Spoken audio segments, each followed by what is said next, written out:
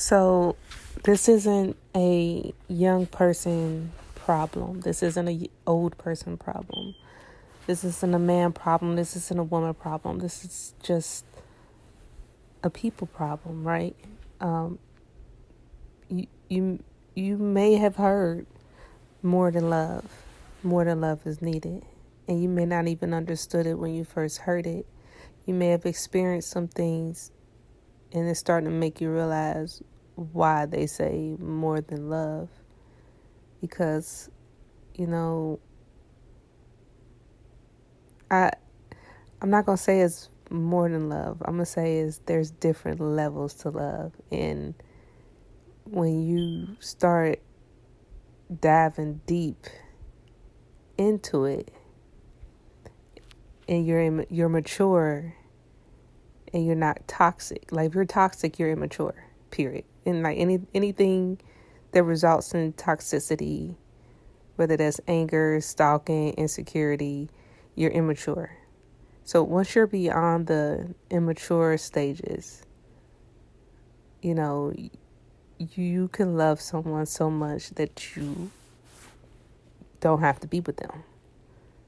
They don't have to do something for you to do for them. Look out for them, care for them, have their best interests. Speak up for them when they're not around if others are verbally attacking them or trying to, talk bad about them, and you know that person, right? So that's a mature love. And some people will never experience that. Some people won't realize that they could have had that until after they've lost it. Especially they lost it at the hands of their own actions. And that might hurt them more, because then they might realize I did this to myself, And some people bounce back from that, some people don't.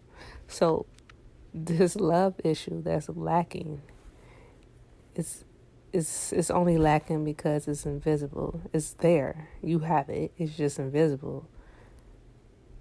So what I was saying earlier is like, you love someone, but then you get angry. So now you got the anger cloud that's covering the love. The love isn't gone. It's still there. You're just angry. You can't see nothing but anger. You're angry. You're seeing red. So it's still there. And then once you destroy because you're angry, and then your anger disappears, you see that the love is still there, but you've destroyed it. Now, it's understandable why you may have destroyed it, because of whatever you've went through. But that's still your karma at the end of the day. It's understandable why you're committing these actions and you're doing these things, but that's your karma.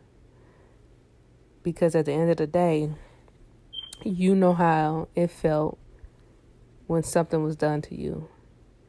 And you've been given plenty of options to not do the same thing in return. So it doesn't matter that you might justify it to yourself. It was done to me, so I'm going to do it to somebody else, or F it because this was done to me. At the end of the day, that person that you just met, whether they remind you of the last one or not, isn't the one who did it to you. So you're not justified in treating that person or damaging that person. You're not justified in damaging that person because you were damaged by somebody else. You're going to get karma for that. Everybody has damaged somebody else. Whether they realize it or not, you're going to get karma for that. And when you recognize why you're getting your karma, that should be a sign to yourself that you are maturing. So when you recognize why you're getting your karma, and then don't have like anger and retaliation in your heart behind it, that should be a sign to yourself that you are maturing.